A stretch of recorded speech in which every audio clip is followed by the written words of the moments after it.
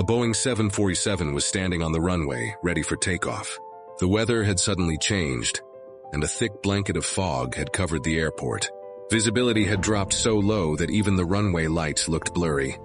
Inside the cockpit, the captain pushed the thrust levers forward. The massive engines roared to life. The aircraft began accelerating rapidly down the runway. The landing lights pierced through the fog as the plane gained speed. Within seconds, the aircraft crossed its takeoff decision speed, the point where stopping the plane becomes almost impossible. From this moment onward, the aircraft must continue the takeoff no matter what happens ahead. But then something appeared in the fog. At first it looked like a shadow. Then it became clearer. Another Boeing 747, and it was right in front of them. On the same runway. The pilots had only seconds to react. What happened next would become the deadliest accident in aviation history. This tragedy would later be remembered as the Tenerife Airport Disaster, where 583 people lost their lives. But how did two giant Boeing 747 aircraft end up on the same runway at the same time? To understand that, we need to go back one day. The story begins on March 26, 1977. A Boeing 747 known as Pan Am Flight 1736 departed from Los Angeles. The flight was chartered and fully booked. Most of the passengers were older tourists who were traveling to enjoy a luxury cruise vacation in the Canary Islands. The aircraft first stopped at John F. Kennedy International Airport in New York to pick up additional passengers. After boarding was complete, the giant Boeing 747 took off again and began crossing the Atlantic Ocean toward its final destination, Las Palmas in the Canary Islands. On board were 380 passengers, 13 flight attendants, 3 cockpit crew members. The cockpit crew consisted of Captain Victor Grubbs, First Officer Robert Bragg, Flight Engineer George Warnes. The flight was calm and peaceful. Passengers were enjoying their journey. No one on board had any idea that they were heading toward one of the darkest tragedies in aviation history. Meanwhile, in the Netherlands, another Boeing 747 was preparing for departure. This aircraft was KLM Flight 4805. It was departing from Amsterdam Airport Schiphol and heading toward the exact same destination, Las Palmas in the Canary Islands. The flight carried 235 passengers, 11 flight attendants, 3 cockpit crew members. The captain of the aircraft was Jacob Veldhuizen van Zanten, one of the most experienced pilots working for KLM. He was actually the chief flight instructor of the airline. To the passengers, this was just another routine international flight. But destiny had something else planned. Both aircraft were now flying across Europe toward the same small island airport. During the 1970s, the Canary Islands were not just a tourist paradise. There was also political tension. A militant organization called MPIAC was demanding independence for the Canary Islands from Spain. To attract international attention, the group had carried out several acts of violence and bomb threats. And on that day, one of those threats would trigger a chain reaction that would lead to catastrophe. As both aircraft were flying toward Las Palmas, 2 men quietly entered the airport terminal. They walked past the shops and crowds until they reached a flower shop. There they left a small bag outside. Inside that bag was a bomb with a timer. Around 1 p.m. airport authorities received a phone call. The caller claimed to represent the militant group and warned that a bomb would explode within 15 minutes. Immediately, the airport began evacuating passengers and staff. And exactly 15 minutes later, a powerful explosion ripped through the terminal building. The blast damaged part of the airport roof and caused panic across the airport. Authorities quickly shut down the entire airport. All flights were canceled. Incoming flights were diverted elsewhere. At that exact moment, both Pan Am Flight 1736 and KLM Flight 4805 were approaching Las Palmas. Air traffic controllers informed the pilots about the bomb explosion. Since Las Palmas Airport was now closed, both aircraft were instructed to divert to a nearby airport, Tenerife North Airport.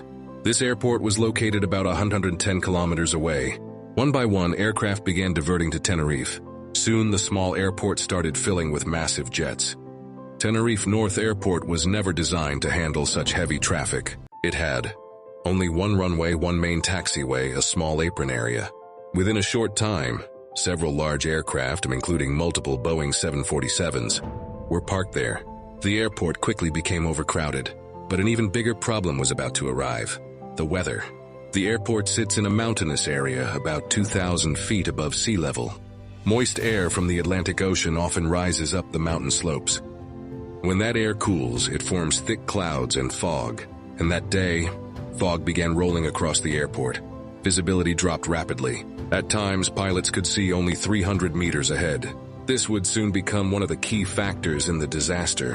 While waiting for Las Palmas Airport to reopen, the crew of KLM Flight 4805 made a decision. They decided to refuel their aircraft at Tenerife. Their reasoning was simple. If Las Palmas reopened later, they could take off immediately without needing to refuel again. But this decision caused an unexpected problem. While refueling, the KLM aircraft blocked the taxiway. This meant other planes, including the Pan Am aircraft, could not move toward the runway. As time passed, tensions slowly began building. Once refueling was complete, the air traffic controller instructed the KLM aircraft to taxi along the runway to the far end and prepare for takeoff. The Pan Am aircraft was instructed to follow behind but exit through a taxiway known as C3. However, the fog was extremely thick, and due to poor markings on the runway, the Pan Am pilots accidentally missed the C3 exit. At the same time, the KLM captain contacted the control tower requesting takeoff clearance. But during the radio communication, confusion occurred. The tower gave instructions for the flight path after takeoff, but did not give takeoff clearance. However, the KLM captain misunderstood the message. He believed he had permission, and he pushed the throttles forward.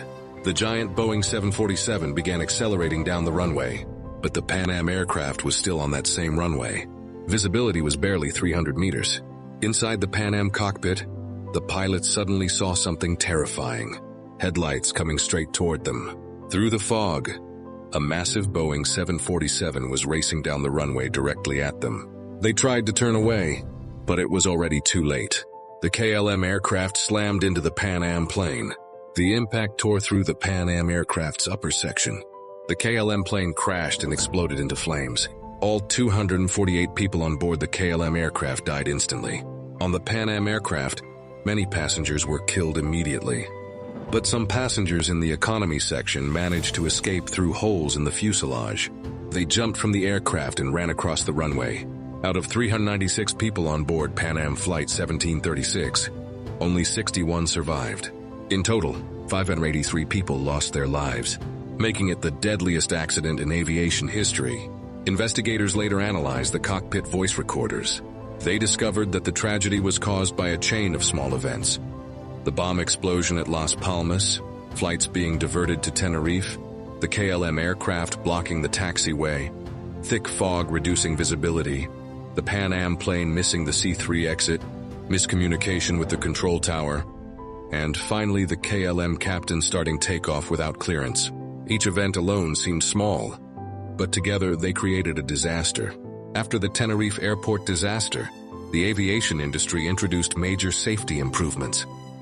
These included clearer communication rules between pilots and controllers, mandatory radar systems at airports, better runway markings, standardized aviation phraseology, and new crew resource management training. These changes have saved countless lives since then.